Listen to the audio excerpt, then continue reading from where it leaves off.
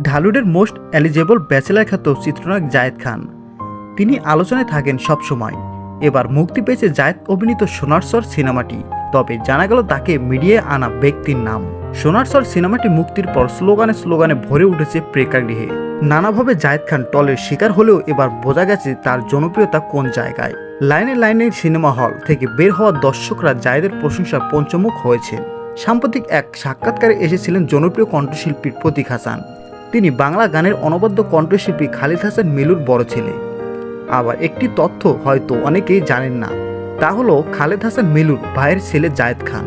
প্রতীকের গ্রামের বাড়ির প্রসঙ্গে উঠতেই এই তথ্য সামনে আসে।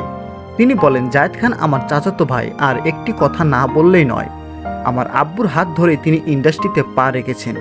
সে সময় আব্বুর পিছু পিছু সবসময় থাকতেন, ব্যাগ নিয়েই ঘুরতেন। প্রতীক হাসান আরও বলেন, বাবাকে তিনি অনুকরণ করতেন। বাবা যেটা পড়তেন তিনি সেটাই ফলো করতেন নিখুঁতভাবে।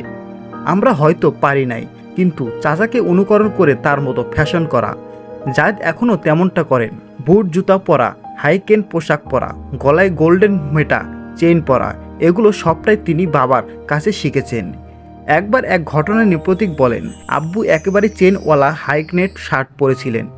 এটা জায়েদ খান কোনোভাবেই মেলাতে পারছিলেন না। তখন হাতে ঘড়ি চেইন কেটে আব্বুর মতো শার্টের ডিজাইন করে বানিয়েছিলেন, আর আব্বুকে দেখিয়ে বলেছিলেন, চাচা আপনার মতোই হয়েছে না। প্রসঙ্গত ঈদ উল ফিতর প্রেক্ষাগৃহে মুক্তি পেয়েছে জায়েদের অভিনীত সোনার স্বর সিনেমাটি এরই মধ্যে পেয়েছে দর্শক প্রিয়তা। এই সিনেমার জায়েদ ছাড়া অভিনয় করেছেন ওমর সানি, মৌসুমী, স্নিগ্ধা, শহীদুজ্জামান, সেলিম, শবনম, পারভিন প্রমুখ।